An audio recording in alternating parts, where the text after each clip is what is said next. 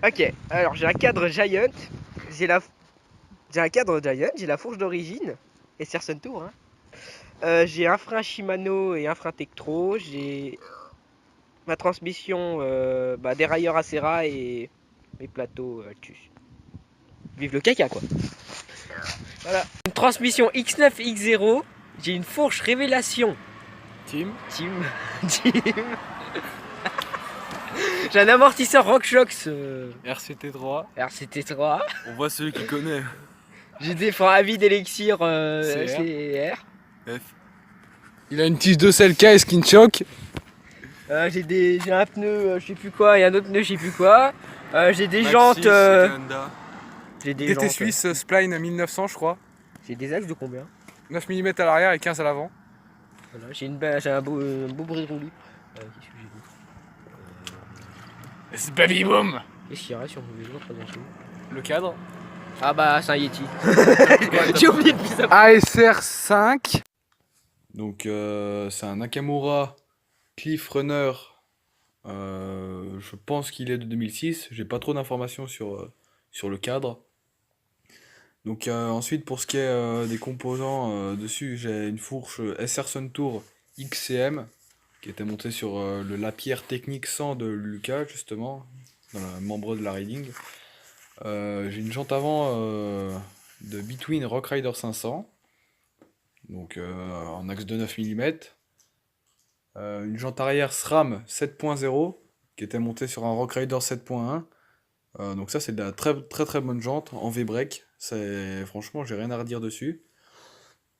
J'ai une tige de selle sans marque, tige de selle suspendue. C'est à part le fait qu'il y ait 10 cm de jeu au niveau du plongeur, ça fonctionne. J'ai une selle Nakamura femme, parce qu'à la base c'était un vélo qui était destiné à ma tante, mais vu qu'elle en fait pas, c'est moi qui le prends. J'ai un jeu de direction, c'est à moitié un jeu de direction FSA et à moitié un jeu de direction d'origine. Voilà. Ensuite j'ai donc des pneumatiques Hutchinson Iguana, donc c'est de la merde. Ça n'a aucune accroche, ça s'use vite et ça n'a aucune résistance à la crevaison.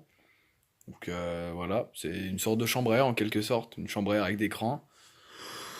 Niveau composants périphériques, pour le cintre et la potence, ça vient d'un Rock Rider 520. J'ai des grips Between 500 pour l'instant. Niveau des freins, j'ai un Aize MX5 en 180 mm à l'avant et à l'arrière j'ai un Avid 10L, donc frein V-brake mécanique, ça fonctionne, pas de problème. Puis c'est à peu près tout quoi. Je pense que j'ai fait le tourniquet. Ouais, non, j'ai pas dit pour la transmission, donc là j'ai fait de la merde, mais j'ai pas envie de recommencer.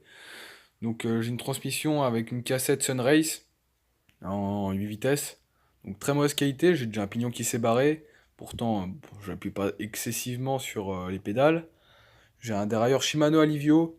Ça franchement, c'est vraiment de la bonne camelote. J'ai pas eu de problème avec, jusqu'à présent. J'ai un pédalier Acera axe carré, normal. J'ai des pédales d'origine d'un Rock Rider 7.1. Donc elles sont lisses en fait, je suis sur le plastique. Alors qu'à la base c'est des pédales métal, mais bon, pour l'instant ça tient. Et donc là, cette fois-ci, je pense dire que j'ai fait le tourniquet du vélo, oui. Voilà, j'ai fait son petit tourniquet, justement. Et c'est X dehors, j'ai des freins dehors, j'ai une fourche FT, j'ai un amortisseur Monarch. Et puis bah c'est tout. Alors moi j'ai un Rock Rider 501 de 2016 où j'ai custom pas mal de pièces. Par exemple j'ai une transmission SRAM X5 avec un pédalier Shimano Acera en 3 plateaux. Mais j'ai enlevé le dérailleur pour le moment. J'ai des pédales Gussat Slim blanches qui sont plutôt pas mal.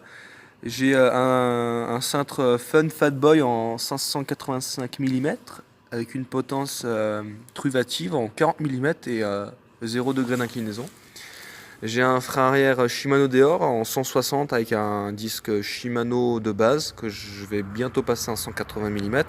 J'ai des plaquettes Brake Authority en métallique, vraiment excellentes. J'ai la fourche et les jantes d'origine toujours, mais j'ai mis des réflecteurs dessus, des couvre-rayons qui réfléchissent la lumière aussi. J'ai quelques stickers ProBike, Altrix, Buff, et voilà. J'ai une protège base que j'ai mis sur mon tube supérieur quand je fais des wheelings pour pas abîmer le cadre vu que c'est en noir mat, que ça laisse des traces, c'est horrible. J'ai la selle que on a un peu traficouillée pour qu'elle tienne bien en avant. Et je suis en 3x9 pour le moment. J'ai des grips SB3 blancs qui sont vraiment bien. Et voilà, c'est tout. J'ai un dérailleur X3, une transmission X4, j'ai des freins BB5 Et puis une fourche between quoi. Voilà. Bon allez, c'est un petit Lapierre aussi, j'ai oublié. Puis il y a plein, voilà. Donc moi j'ai un Rockrider 500 de 2015, j'ai changé pratiquement tout. Donc j'ai une fourche à air RockShox 30 Gold en axe de 9 mm. Au niveau de la transmission, j'ai du SRAM X7 à l'arrière et pour le dérailleur avant, j'ai du SRAM X9, un pédalier Acera en axe Octalink gros diamètre. J'ai une cassette X5, des shifters X5.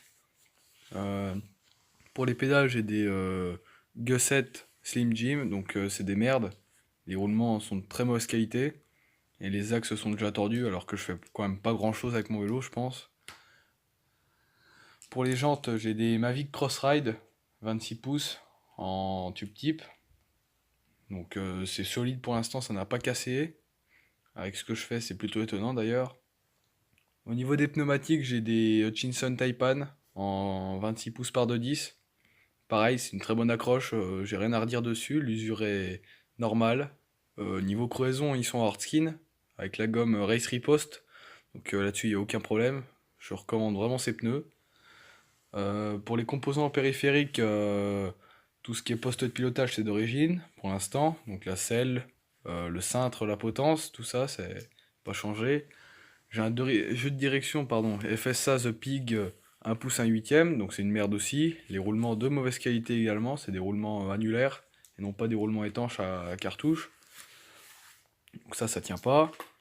J'ai des grips NIT. Pareil, c'est à utiliser avec des gants, sinon à main nue ça les nique en point de temps. Et voilà, c'est à peu près tout ce que j'ai sur mon vélo.